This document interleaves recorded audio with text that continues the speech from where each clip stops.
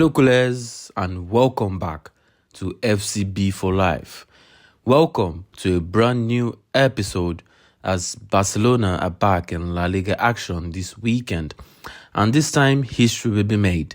But before we dive into the full match preview, don't forget to subscribe and hit the bell notification so you never miss a Barcelona update.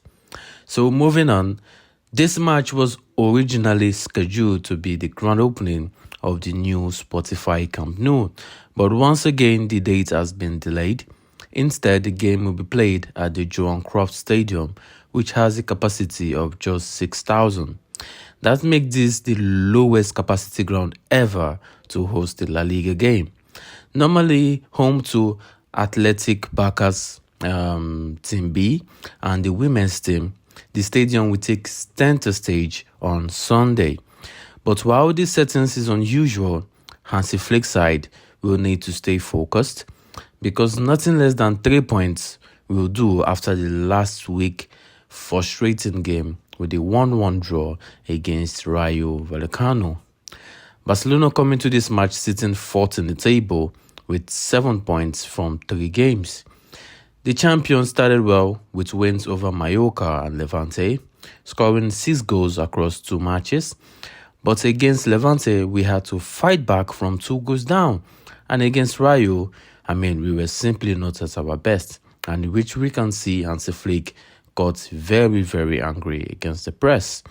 Now with Real Madrid leading the table, Barcelona cannot afford to slip up again, especially with the Champions League against Newcastle United just around the corner. Valencia had a mixed start to their campaign. They drew with Real Sociedad, lost narrowly to Osasuna, but then bounced back impressively with a 3-0 win over Getafe. They currently sit ninth with 4 points, and while they finished 12th last season, new signings and a good start suggests they could be stronger this year. However, their record against Barcelona is very poor, losing their last 4 meetings and conceding 18 goals in that time. And who can't forget the last season's 7-1 thrashing at the hands of Barcelona? For Barcelona, injuries are once again shaping Flick's choices, with Gavi, Alejandro Balde, and Frankie de Jong, who are all ruled out for this match. That means Marc Casado is expected to step in alongside Pedri, with Dani Olmo playing as the number 10. Up front, Ferran Torres should lead the line once again as Lewandowski continues to recover from a hamstring injury, though he played in the international breaks and he even scored a goal.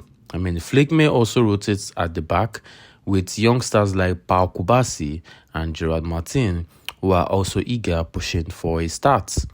As for Valencia, their squad is in excellent condition with no injury concerns. Javi Guerra will once again control the midfield, while the captain, Jose Gaya, starts at the wing back. The Johan Cruyff Stadium will provide a very unique and intimate atmosphere, but the small capacity can never become and will not become a distraction for Barcelona, because Hansi Flick will want a very strong reaction after the Rayo Vallecano draw. And with Real Madrid pushing ahead in the table, and they are going to play earlier on Saturday, which means if they win, it's going to be a 5 points gap. So the pressure is on. The key battles will be whether Casado and Pedri can control the midfield against Guerra, and if Ferran Torres can deliver once again up front in Lewandowski's absence.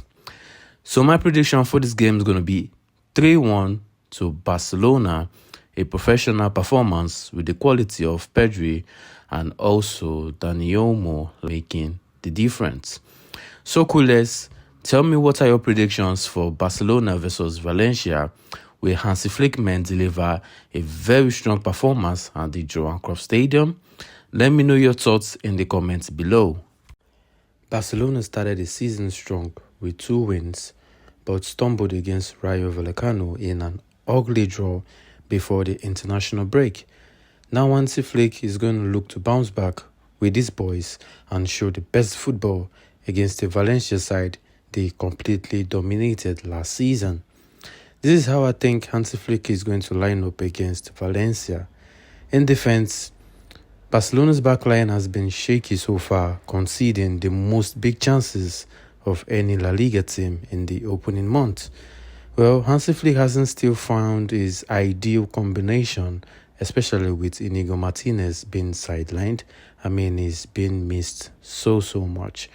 Andres Christensen, however, has been excellent since returning to the lineup, and after 2 solid performances with Denmark in the international break, he deserves to keep his place. Partnering him with Pau Kubasi could be the key to solving the defensive issues. Jules Koundé should continue at right back, while with Alejandro Balde, who is out injured, so Gerard Martin is expected to start on the left. Well, in midfield, it's a bit disappointing, very disappointing, with De Jong still out, and Gavi's knee concerns means Pedri is going to partner in the double pivot with Marc Casado. Well, the number 10 role has been unsettled with Dani Olmo, Rafinha and Fermin Lopez, who has all been tried with so much success in the midfield, but still, there has been no success. After Olmo's wasteful display against Rayo, Fermin is likely to get a nod this time, that is what I think, giving him a chance to bring some much-needed consistency. Well, in attack, and also another disappointment in attack. The attackers looked disconnected and selfish with goals this season, at the start of the season, and these goals are badly needed ahead of a huge European night. Lamine Yamal is also a doubt after suffering back pains during the international duty. It's been made worse by being forced to play despite also Spain qualifying for the World Cup. It's so frustrating. I mean, De La Fuente, with his stiff head, still had to put this young kid in the match. Right now, I think De La Fuente is being obsessed with Lamine Yamal. It's very simple. Send him back to Barcelona and they are going to assess his injury. Same thing with De Jong. When he had the minor injury, he was being sent back from the camp and he was sent back to Barcelona. Very easy, but still, he complained about the back pain in the first match and they still gave him painkillers to start up the second match. I mean, this is really frustrating. I mean, this is total nonsense. Now he's at risk of missing the Champions League opener against Newcastle. If Yamal is out, well, likely Rashford is the likely replacement on the right wing. Then on the left, Rafinha could normally start. But still, with his late return from the international duty, Flick may decide to rest him for the Newcastle match. So I think it's giving Rooney a chance to impress after performing well with the under-21 Swedish team. So up front, Ferran Torres has been really sharp this season, but Robert Lewandowski looks ready for more minutes after a productive international break with Poland. Well, I expect Ferran to start, with Lewy coming in during the second half to build up his confidence and fitness. So this is my lineup I think Hansi Flick is going to go with in this crucial clash against Valencia. But the big question is this starting 11 going to deliver all 3 points for Barcelona? So let me know your thoughts in the comment section. Don't forget to hit that subscribe button for more Barca content and turn on the notification so you never miss an update. So I will see you after the match, coolers. Fisca, Barca. Barca!